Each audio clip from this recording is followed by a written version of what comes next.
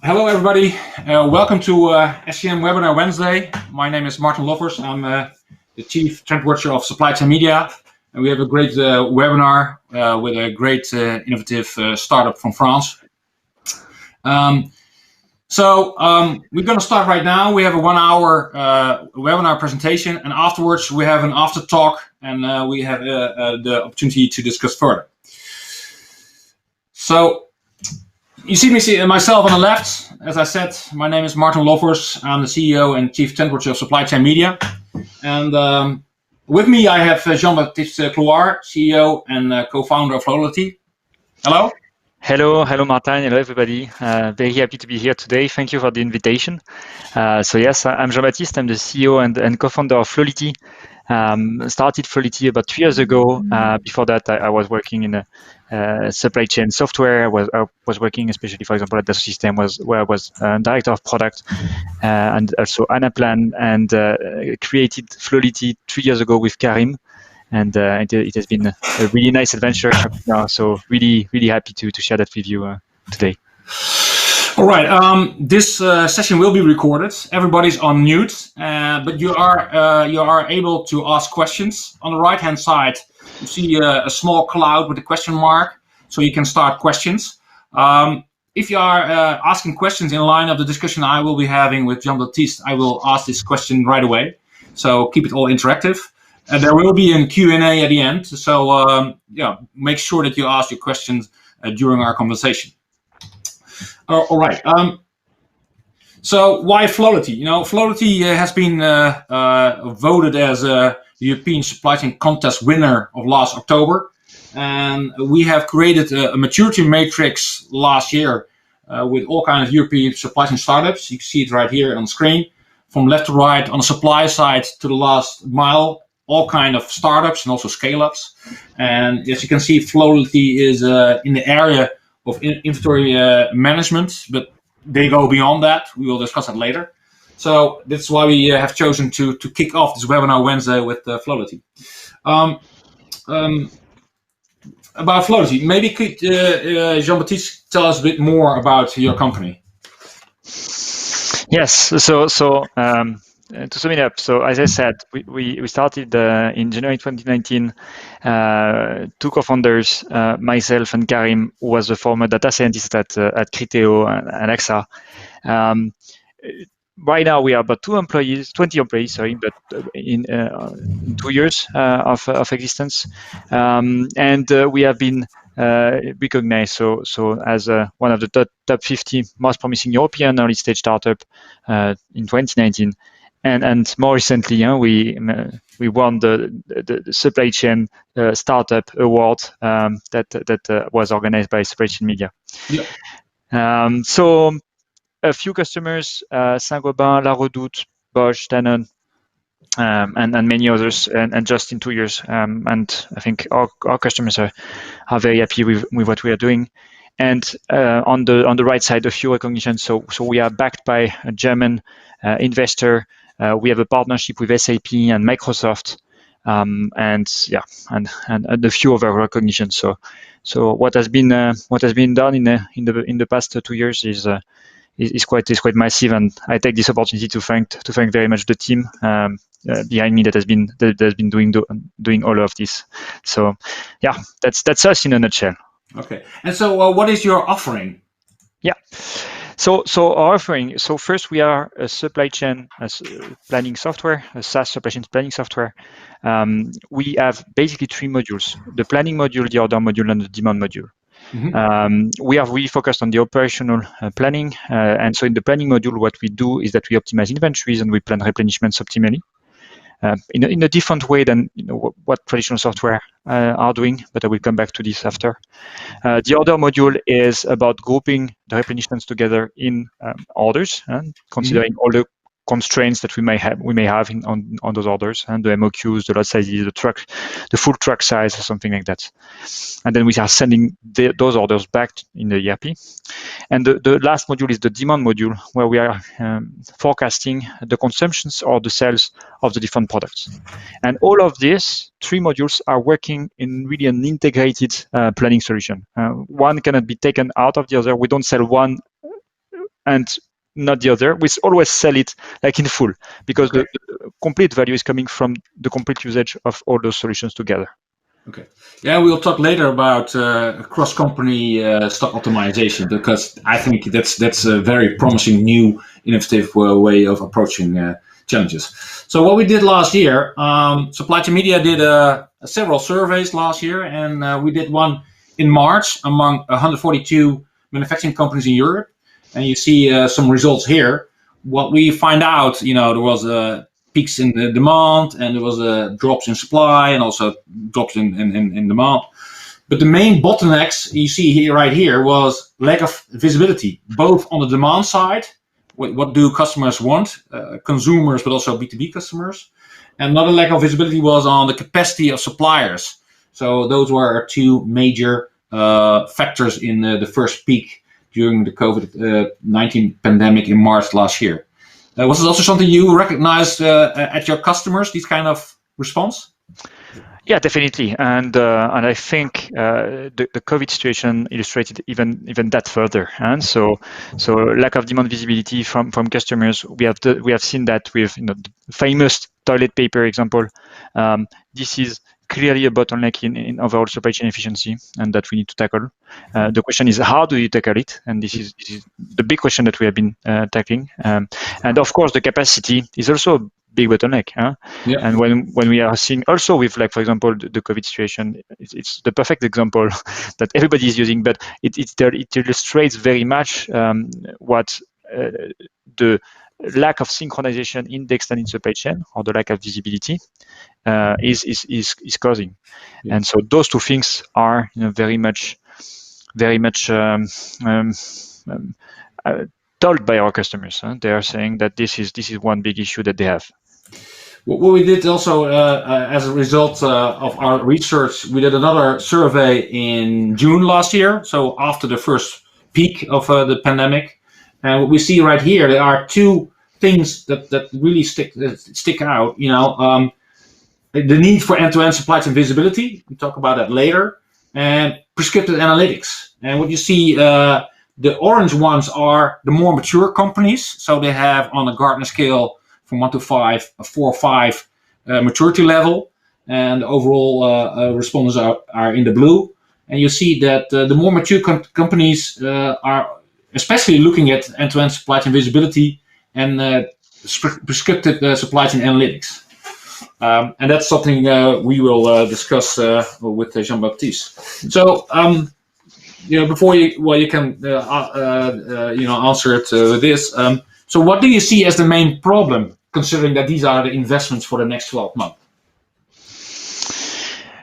So the problem is always the same, and that's what we are going to discuss in this presentation. So when we started this company, we wanted really much to tackle the inventory issues. Mm-hmm. We know it's a big and old issue. So just to give you a few numbers, it's almost $2 trillion that is lost every year in retail. Mm-hmm. Because of bad inventory management, being overstocks or shortages, which is about the GDP of France. So to give you just a hint, it's just huge, the money lost because of bad inventory management. We know that also this is getting worse and worse. Inventories in days of coverage have been increased by 32% in the past 15 years. Mm-hmm. It's because we live in a more VUCA world, volatile, uncertain, complex world, and so it's harder and harder to predict the future, and so people are just placing more inventories everywhere. So the situation is getting more complex and more out of control.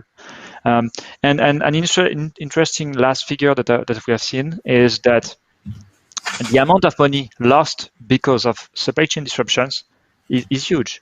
Over a decade, it represents almost half of the EBITDA of a company.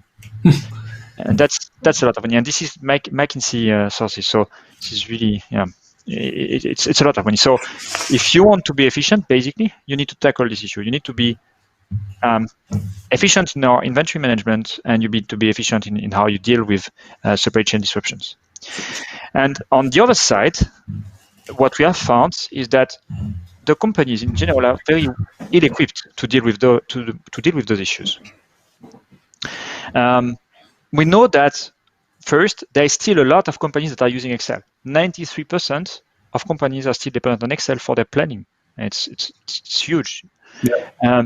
And what is a bit when they don't use Excel, when they have a software, when they have been buying a software, well, 35% of those companies are not satisfied with their current supply chain planning software.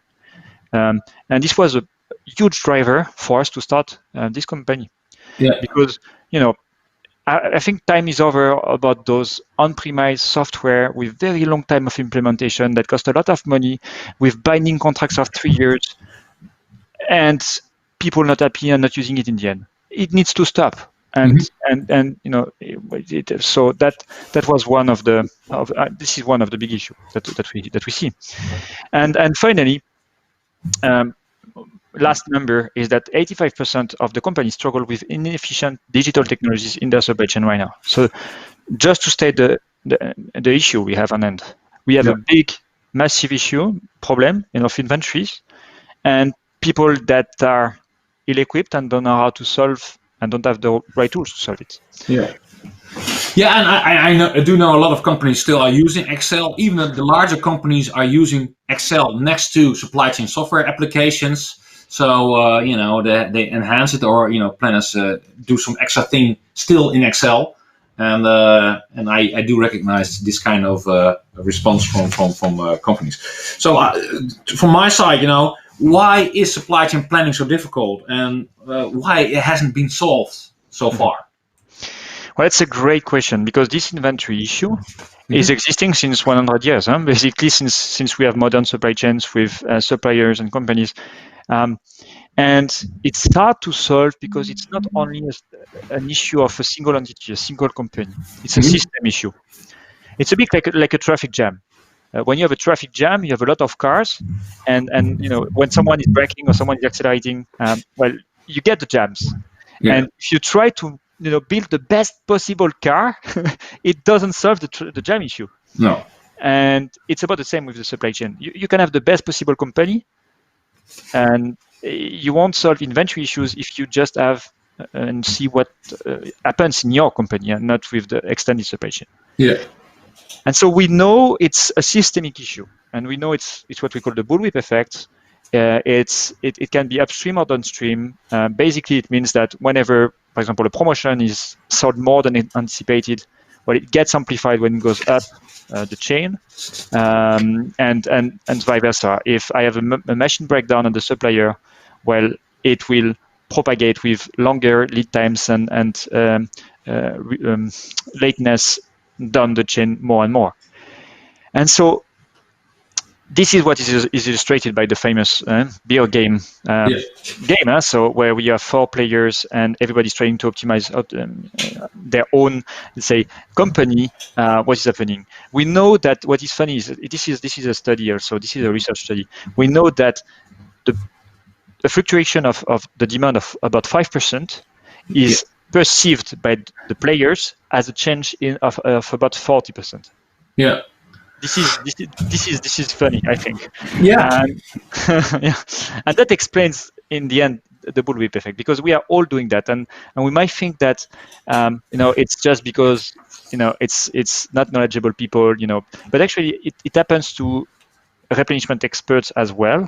And so this is something that is existing everywhere and that has not been solved. So that's why in a sense it's not easy to solve, because it's not just a company issue, it's a system issue. Yeah, and last year we saw bullwhips both from upstream and from downstream, because we saw dips in demand and drops in demand and peaks in demand. So these bullwhips came from everywhere last year. When I interviewed Hao Li, one of the professors who have written a lot about the bullwhip effect, he said the only way to solve it, if you have information sharing across the whole chain, those 4 partners, instantly. So that is what we are going to talk about later. So, but why is there always firefighting in this supply chain? Yeah, it's exactly what you said. So the firefighting is because there is a lack of synchronization in the chain. It's because the players together are trying to optimize locally what is happening, and they're not synchronized globally. Yeah. And and we know that if we were able to achieve like the full synchronization, the benefits would be huge. And it's not me saying it. Like there are a number of studies. I took just one study from the MIT, and actually it was Yossi Sheffi that did this study. It was about CPF4, but it's exactly the same principle. If we are able to coordinate or synchronize the different players in an extended supply chain, we know that it has a tremendous impact on the bottom line. It's about, so it was for a study was done for a $10 billion company manufacturers. We know that we can reduce the COGS in between 3 to 8%. We can increase the revenue in between 1 to 4%. So we know that this leads to tremendous benefits, synchronization.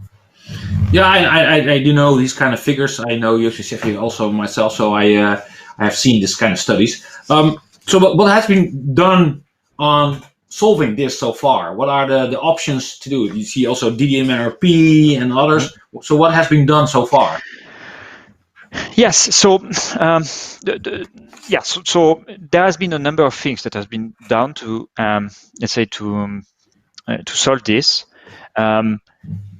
I've taken, let's say, three big possibilities. The first one is the VMI. Basically, you're saying, please, supplier, handle the stock and the inventories for me. It works in certain situations, doesn't work in all situations. Well, basically, you are putting all the risks and the control to the suppliers. You're creating a certain, so you are dependent of your supplier. You can then change easily.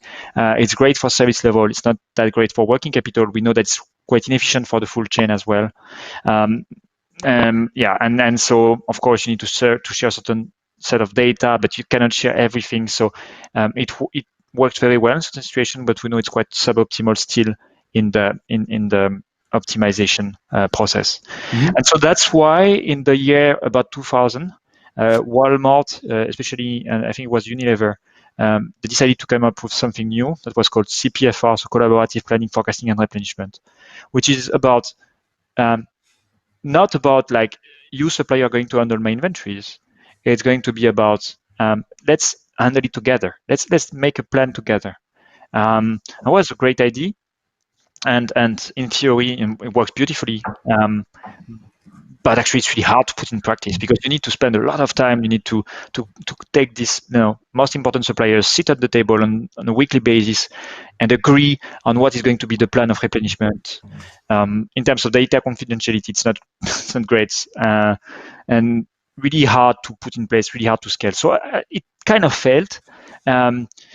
It's still used in certain industries, in certain companies, but it's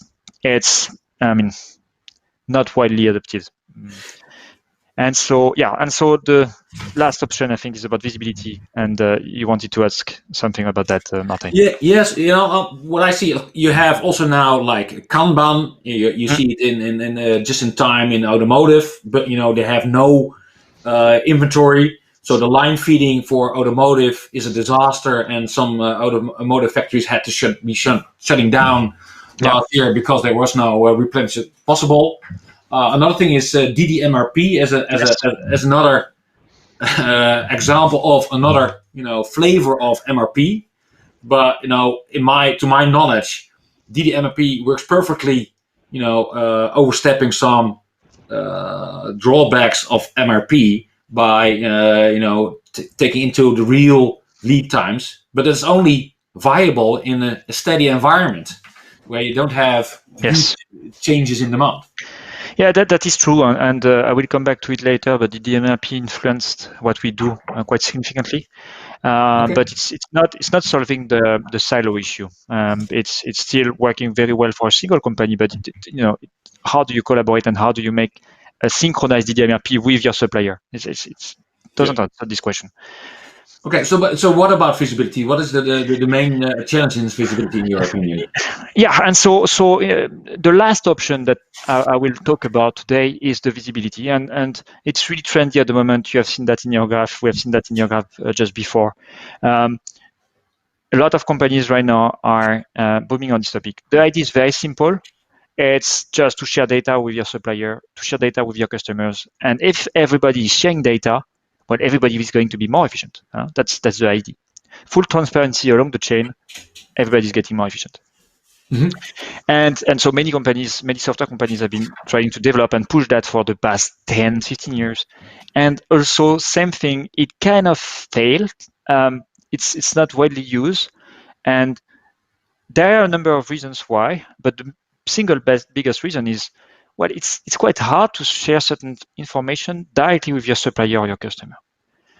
Sharing, for example, your order book or your production plan with your customer is difficult because you're negotiating contracts and prices with them.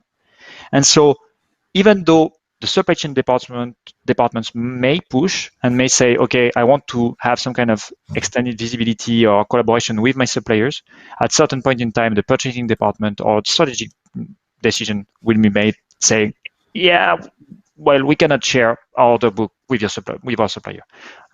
And that's what we have seen. And so that is really important because this is the key understanding for us that led to the Flowlity creation. Okay, yes, sorry, but a great example is, a lot of CPG manufacturers, so like the Unilevers and the Mars of this world, like to have point of sale data, sell out data from retailers, so what has been sold actually, to have a better understanding how the market is going, and then they can do even demand sensing. But retailers do not want to share the information. They think it's valuable. They want to sell it, or Yes. and the manufacturers don't want to pay for it. So that's a bit of kind of a dreadlock in the situation. Yeah, exactly. So how do you solve this? Yeah, so we chose a completely different approach when we built Flowlity. We chose to act as a third party that would sit in between different companies. For example, I will take a customer and a supplier, pull data from those two parties, analyze the data, and then we'll act as a middleman, an intelligent middleman, to give recommendations to both parties without the need for them to share data directly. And so in the end, what we did is that we built the first supply chain planning solution that was built like a network and that is able to extend or increase its power or its performance while having more and more people in the chain. And so that's what we did. And so what we do is that by being this third party, is that we pull the data from the ERPs of the supplier and the customer, and then we give certain things to both. So, for example, on the supplier side, we are giving a finished product safety stocks recommendation and a forecast on how much it's going to be sold to this customer, and to the customer, we give them a raw material safety stock recommendation and how much and when to replenish.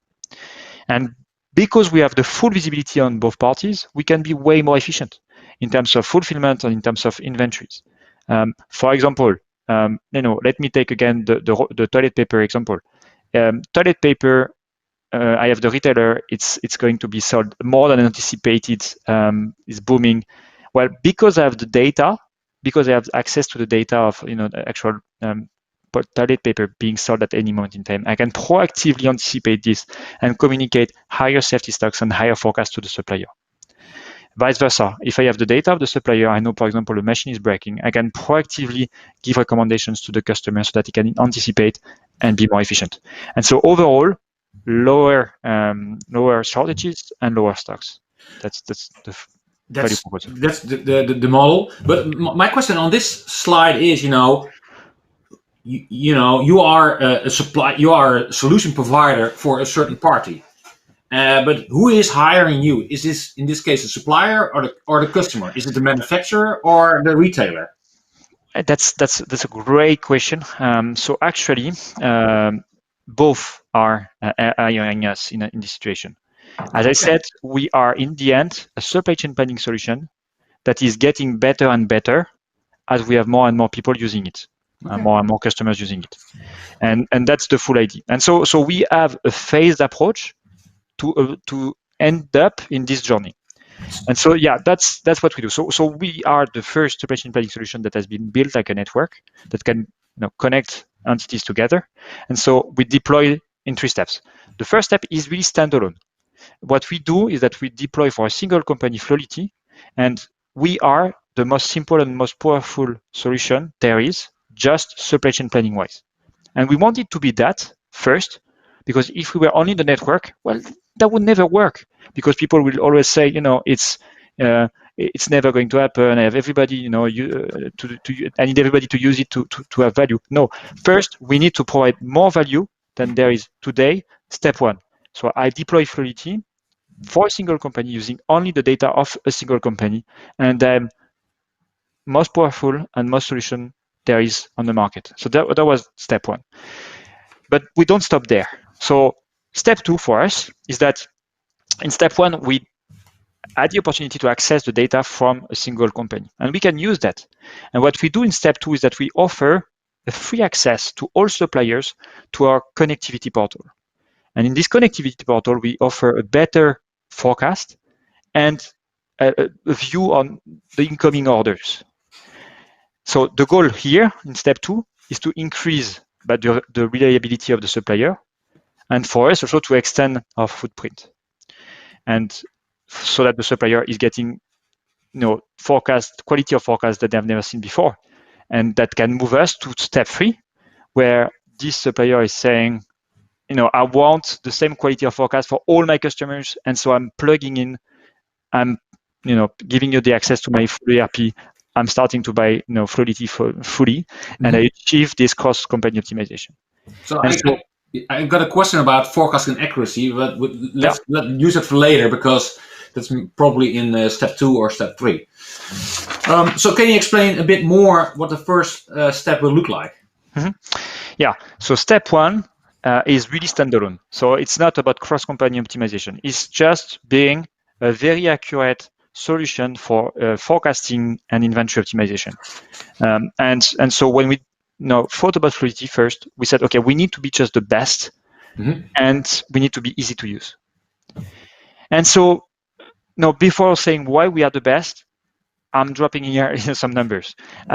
So on the left side, you have the forecasting accuracy, and what we have been able to see is that we are way more performant than what our customers are doing, and also what is, let's say, out there in the market. And I will tell you why after. But basically, both on the short term, so the 1 month average accuracy that we increase by about 20 or 30 points, and also on the long term, in the 6 month accuracy, we are increasing the accuracy of our customers quite significantly. And the second right-hand part is that we are very good in inventory optimization. We have built really new algorithms. It's our own algorithms about inventory optimization. I will talk about that later. And we are benchmarking on our customer databases on a daily basis the performance that we are doing compared to traditional Mayo multi-dimensional inventory algorithms and MRP. We are outperforming both significantly in terms of inventory reduction and also in terms of shortages reduction. So, but you say on the left side, you have data from customers, but there might be other companies who already have forecast and accuracy above 75 or 70 or 80%. So, so this is your own data set of customers where you have improved their forecast and accuracy. Yeah. Okay, but to state you are the best, we have to check other companies that might not be a customer of yours, but who already have improved their forecasting accuracy. But it's a strong point. That's fair. Huh? So and that's you can measure only what you have. So right now the data that we are showing is only on the customers we have, and it's the average on all our customers at certain point in time. And the more customers we will get, the more accurate will be those findings. What we have seen, however, is that so recently we have been in competition with other software companies, very big ones. Some companies having raised a lot of money, especially that we have beaten significantly in let's say hackathon or during sales test. Okay. So we are quite confident on that, and maybe so if we go to the next slide, I can go through why we are very good in forecasting accuracy and in forecasting. So the first thing is that we are not doing every kind of forecast. So we are really focused on forecasting for inventory optimization. That is our primary goal, and forecasting on the operational level. So we are more doing demand sensing in the end. So we are much more demand sensing kind of company than demand planning kind of company. So first, we are always doing our forecast on the lowest level, SKU per location. It's important because this is what matters for let's say inventories. On the left side, you can see the graph of different data we use, the different models we use. Simply put, so we are using very advanced AI algorithms. We have built a strong team, which shows from the start to invest in very smart people. So I think we have the top 3 in France in AI competition. We just recruited a top researcher, which chose to invest in that. And what's really important also in our say value proposal is that we chose to keep the administration of the forecasting. So it's what we call forecast as a service. And what it means that we take care for our customers of choosing the algorithms and choosing the parameters. They don't have to do that. We do that for them. And it has 2 big advantages. One is that simplicity. They don't need to choose in between the hard winters and the ARIMA methods. It doesn't make sense anyway. So we do that for them. And of course, we are going way beyond those kind of methods. We are using deep learning algorithms, reinforcement learning, and ensemble learning kind of methods. And the second thing is that we are also taking care of the parameters that do not make sense anyway. The alpha coefficient in the ARIMA method. What does it mean? And the other kind of software, and it's really changing the perspective. The other software are saying, it's a great toolbox. You have 48 algorithms that you can choose from. You can do the best forecast with my tool. And it needs, some consultant to run. So you hire a few consultants. It gets configured at some point. It's good. Then there is go live, and then 3 months after, it's out of out of parameters. Doesn't work anymore. It's not you. And so we don't want to do that. So we are accountable on the forecast we give. There is just a single value that we provide in Flowlity, one single forecast, not 20. No, it's just one single forecast. And when the forecast is not good, our customers can tell us, please improve your forecast. It's really changing the perspective, and it puts some pressure on us because we need to be good. But it's also a great way to provide value. There's also a lot of discussion about machine learning in this planning software. So does this planning software have some sort of machine learning to improve the picking of the right algorithms? Exactly. So I mean, when I'm saying AI, so artificial intelligence, machine learning is a part of it. So we are using machine learning algorithms in actually 2 kinds. So we are using machine algorithms as algorithms for forecasting in their own. So for example, we're using deep learning, tree-based learning, so these kind of things. And we are using another set of machine learning algorithms that we call ensemble learning. And ensemble learning, what it's doing is that it's taking all kind of forecasts coming from different kind of algorithms, combining them in a very smart manner to get to have the best possible forecasting accuracy. And this is very important because for us, what it means, that we have one single algorithms for forecasting for all our customers. It's the same algorithms that run for everybody. And that's really powerful because it gives us the possibility to improve each time we have a new customer. And that's. So this field is quite new. So I've been around for 25 years in this area, also in supply chain technology, and I have an operations research background myself. So I do see new planning vendors popping up who are using this kind of machine learning for choosing the right algorithm to let customers improve their accuracy for this kind of purpose. I was wondering, what does this all mean for inventory optimization? Yes, it's a very good question because in the end, having a better forecast for operations doesn't make sense if you don't link it with inventories. The end goal is just to have less inventories or less shortages. And that's why it's not only about the forecast of consumptions or lead times, but it's also about the uncertainty of the forecast. What is our certainty that this forecast will be good, and how you place inventories in a smart manner. And so this is another key component of why we are better than what exists today. So we completely reinvented inventory optimization algorithms. And I mean, we are not starting from nowhere. We actually, as I said, got inspired by DDMRP to come up with what we call a flow-based approach.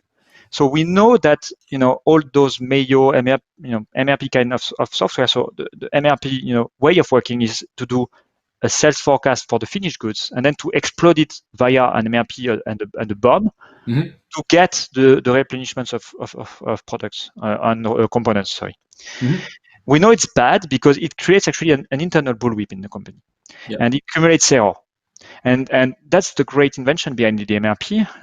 It's basically saying, let's put some buffers in the chain, and let's pull based on the real data, on the real orders, and avoid instead stacking up the errors. So we chose the same approach. So we have a flow-based inventory optimization algorithms. So it's basically saying that for each entity in the chain, we are placing a buffer, and we are forecasting what is going to be the consumption. So we are not doing a BOM. We are forecasting the consumption. It's the same kind of ADU in the DMRP, but it's forecasting the consumption. So it's a bit smarter than ADU because it's forward-looking. And then we are also placing these kind of buffers with a min-max approach that we dynamically adjust to be the more performant. And so that's why we are seeing ourselves as the future of those inventory optimization. I think so. DDMRP was great; it inspired us a lot, but we want to go beyond because it's a methodology; it's fixed. I think with new algorithms, with maths and science, we can go beyond that, and that's what we are trying to do. And all these algorithms that we have put together for inventory optimization is leading to better results than what exists today. So this is something that we are super proud of in Flowlity.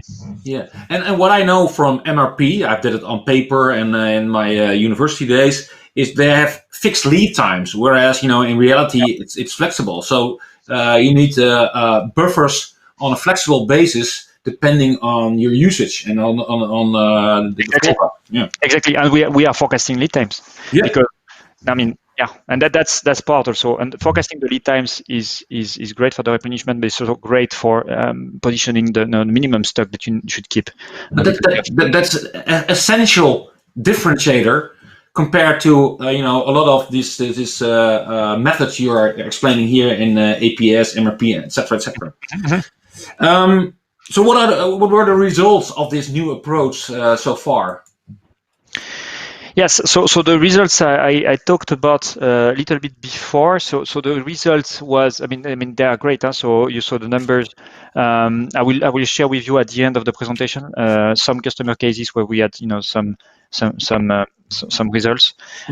What was really important for us also is to be simple to implement, and so. Flowlity, it's never going to be a 3 years project that we are seeing with many software companies out there. So we really think that our customers should work with us because they're getting value out of it. So we chose from the start to be non-binding. So it means that any Flowlity customers can stop at any time working with us, and they are just sticking around because we are providing value. And also the second thing that was really important for us was to be able to do and implement Flowlity in a very short amount of time, and we are capable of doing that. I know because of two things. Basically, because we have the latest SaaS technology, and we are, they say, the luck of being a last mover in this industry. So we are capable of deploying quite fast. You can see some examples on the left side.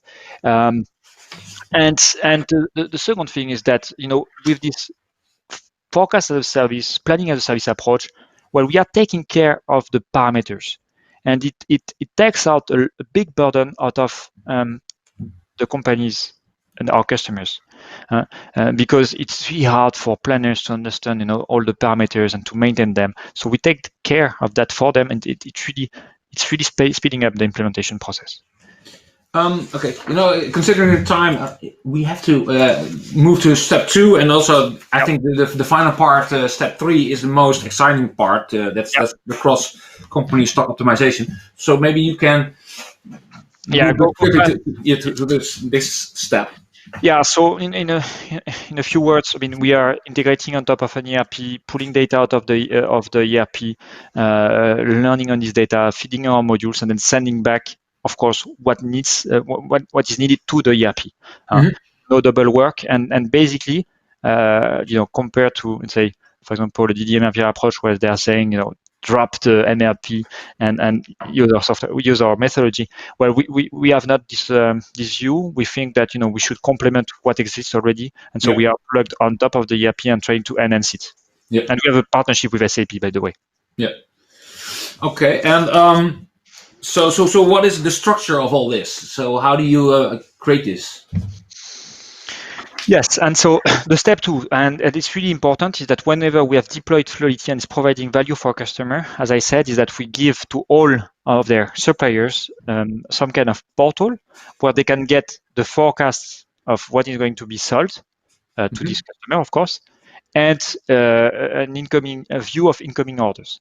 And so the idea behind it is that they will get they will get more reliable, and for them, you will become the most reliable customer, and they will become, in the end, more reliable for you. So this is the goal. Of course, for us, the idea that we have is that it's a commercial one as well. So is that if they have a very good forecast, they will buy the full solution. That's what we want to do, and so that's how we move to the cross-company inventory optimization in step 3. Yeah, but I think I have also done some workshop with the e-com company last year. Talking to their suppliers. In the e-com world, e-commerce, the main thing is be reliable to make sure that your whole supply chain is reliable. So some experts say companies do not compete, supply chains do compete. So I think that the reliability, that's the key. So if you create reliability through this kind of solution, then you will be better to compete in the future.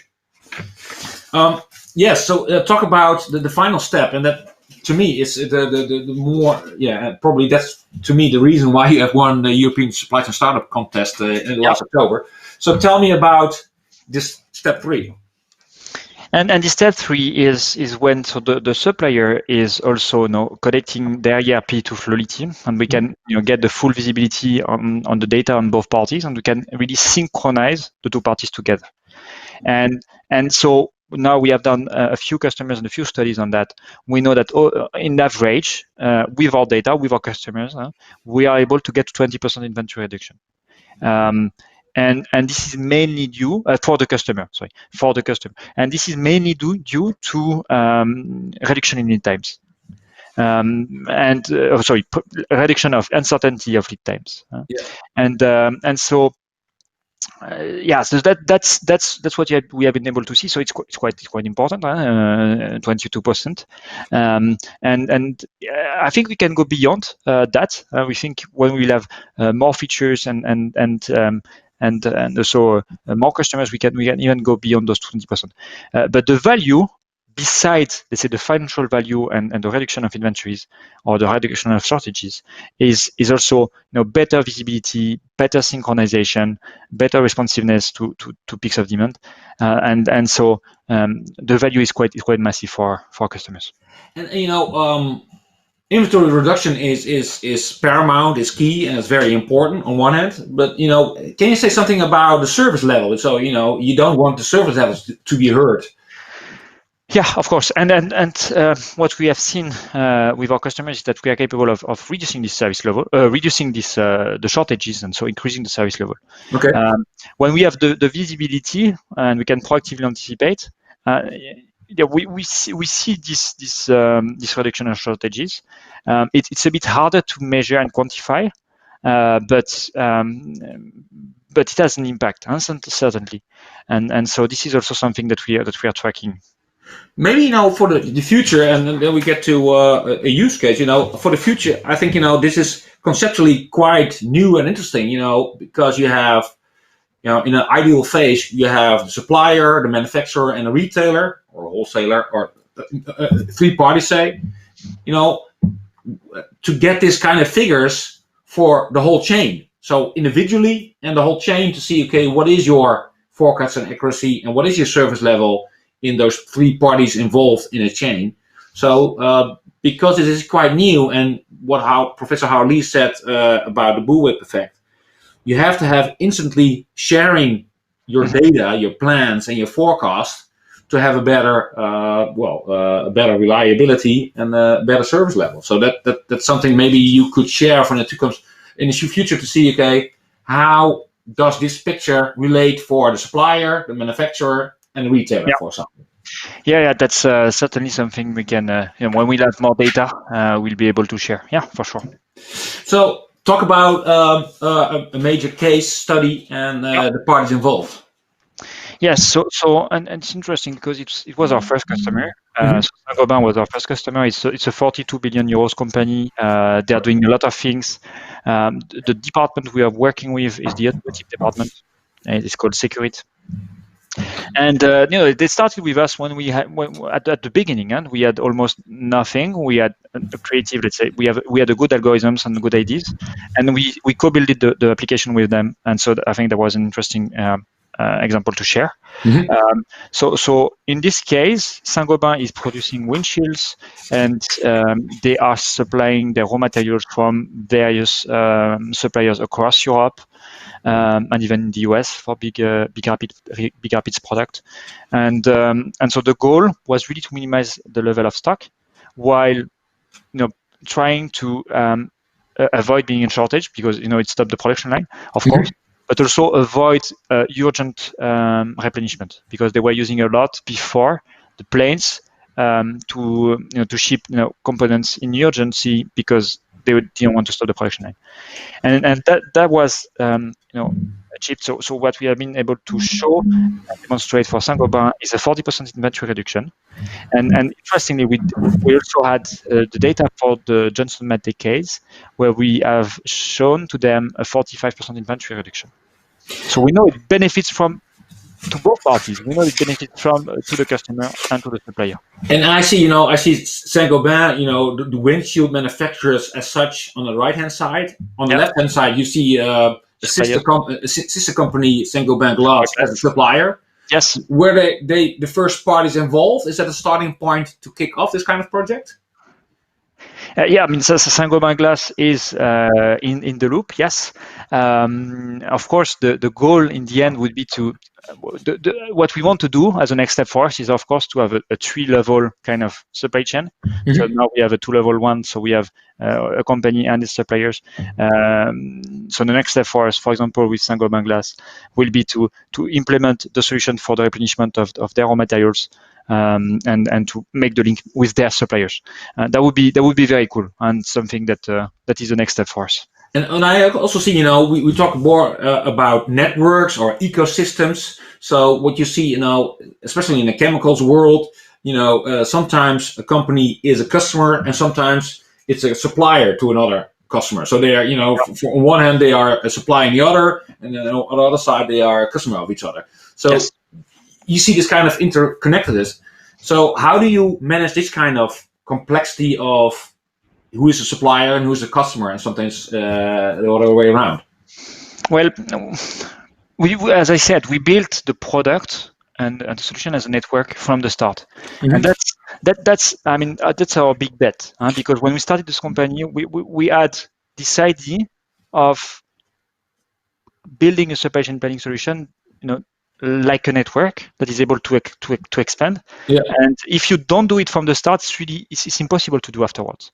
All those legacy software, they are built standalone solution working for one single company. They are trying to put pipes in between companies that they call control towers, but it's direct data sharing. I explain why it doesn't work, but it's really hard for them to build a network, because it would mean like building a product from start, because it's the architecture of the product is completely different, and so because we have done that, and we have spent this effort of development at the beginning, we are capable of handling those cases quite well, of having a supplier, multiple customers, and being a supplier of themselves. Yeah, so those are the cases we're handling quite well. So basically, the traditional software vendors are, developing the software inside out, Yes, whereas, you are outside in, outside in.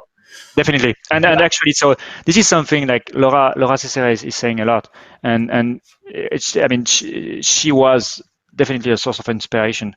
And of course, when we designed Flowlity from the start, yeah, we thought of the product to be outside in from the design. Yes, definitely. And another thing is, you worked at Anaplan, and Anaplan Yes, has connected planning to get rid of the Excel, so to connect yes, certain parts of planning within finance and marketing and supply chain, and connect it on top of that. So basically, they're doing a similar thing within the company. yes. And that has potentially and has certainly influenced me quite significantly. I think, I mean, Anaplan, I mean, it's a great company. It's a great software for multiple reasons. It's not a supply chain software, um, and and and yeah, it's great for connecting, different products or different, entities and silos inside a company. And somehow it maybe it influenced us to build this network, but to connect supply chains across multiple companies, because we are only a supply chain, solution, and we are not doing finance or anything else. We are about supply chain planning and nothing else. Okay. So what are the results, the key results, and then we get to almost to the Q&A. So maybe you can talk about these results. Yes. What we have seen with our customers is about in between 30 to 60% inventory reduction, and minus 45% decrease in shortages. This is average numbers. You might see some numbers on the bottom part for several customers. Could you explain what La Redoute is as a company, and Voestalpine, what kind of companies are they? Yeah, sure. And we have companies for various type of industries. So La Redoute is an e-commerce website, quite important in France. They are supplying all across Europe, from a central warehouse being in north of France, next to Lille. And so, yeah, we work with them, and we have been seeing quite a significant inventory reduction on their case. Voestalpine is a metal company in Austria, and we're working on their HPM, so high performance metals division, all across the world. Plan Z is also an Austrian company. They are doing tungsten and molybdenum parts for the medical industry. So really industry. And Camif is also an e-commerce website in France. So really, this is a four companies that I took as examples, because it's really showing that this product is very well suited both for say manufacturers, retailers, and we have two type of puzzles, or two type of puzzles that we tackle. One being the replenishment of raw materials, and the other one being the distribution of finished goods across multi-level networks. And those are the two things that we are tackling quite well at the moment. Yeah. So you basically, you have on one side the upstream, the raw material area, and the downstream area, and you have a convergent supply chains and divergent supply chains. So these are different algorithms needed. What does it mean for this area of resilience in the COVID-19 pandemic? Yeah, that's a really great question, because I mean, let's take the example of the vaccine, the vaccine supply chain puzzle at the moment. We know that we are going to be able to be efficient and have high deliveries of vaccinated people only if there is a full and complete synchronization across the chain. We know it. We need synchronization in between the vaccine makers, the distributors, the health centers, the different warehouses, and so if we understand that to be really efficient for this kind of puzzle, it's the same for any kind of other supply chain topic. If we want to achieve high supply chain efficiency and resilience, it requires an end-to-end synchronization. Yeah. And that was one of the. So I just quoting McKinsey. They did a big study after the COVID. They said, okay, what should look like the post-COVID world for supply chain software, supply chain, and they say, digitization of the end-to-end supply chain will help businesses eliminate inefficiencies, improve responsiveness, and dramatically reduce overall supply chain costs. So we know this is the solution, and Flowlity is just a new innovative bet to achieve this. Yeah. Which is not about direct sharing of data. It's not about, we are not a visibility solution. We are the first supply chain software that is built like a network and that is getting better and better as more and more customers are using it, and that is able to synchronize the extended supply chain. So when you look at the distribution of vaccines all around the world, you have different steps like you have shown on the left side, but basically there is no total overview of what are the steps. So some experts, say, okay, we need a digital twin of this kind of supply chains to get an overview. So how do you relate to this framework of digital twin? It's also maybe we are trying to build a digital twin as well. And I agree with that statement. The issue is that it's not everybody agrees about the solution. Everybody agrees that we need, full, end-to-end synchronization. We need digital twins. Mm-hmm. The question is, how do you achieve it? Yeah. And what we think is that by taking this bet of building a supply chain software that is capable of extending like a network, we are providing a solution that works. When those visibility and those kind of solutions have proved not to be working. And so we are taking this big bet of a different angle to achieve the same outcome, which is in the end, the digital twin of the supply chain or the digital end-to-end network that other people are trying to achieve as well. Yeah, and you see, there are some companies like Medtronic and Unilever, they are building a digital twin. But you can also argue that those companies are powerhouses that can, make it work within their supplier network and their customers to get this data, to get a digital twin, to create a digital twin. So this is also an approach for companies who are maybe not the powerhouse, the power players within a supply chain. Or do you see it differently? No, I agree with you, and it's definitely the future. Everybody knows it, and I'm pretty convinced that there will be one or several players that will be able to achieve that, mm-hmm. And we are taking our bet with this innovative angle to make it happen and to help build this big digital network. We know it's going to have tremendous effects on overall supply chain efficiency. So the question is just, let's make it happen, and hopefully let's make it happen with Flowlity. That's our bet. Yeah, right. So I already asked you some questions during our conversation. So that's what we already been doing. We have 2 minutes to go, and then we have 30 minutes. Where we will have the ability to discuss this further in a lounge, so all the participants can stay on in a lounge and see how it works over there. So that's kind of new. So normally you have a Q&A and then that's it. But what we are doing right now in this environment of AirMeet for Webinar Wednesday, after this we have 30 minutes of an after talk, so you can discuss with me or Jean-Baptiste further, or even among other participants of this webinar. So that's what we're going to do next. So, on the left-hand side, you see my contact details, and you see also a link of self-assessment of end-to-end supply chain visibility. That's what we have created together with the likes of Henkel, Unilever, Johnson & Johnson, to create a self-assessment. Basically, it's an Excel with 90 yes-no questions, simple yes-no questions for each box.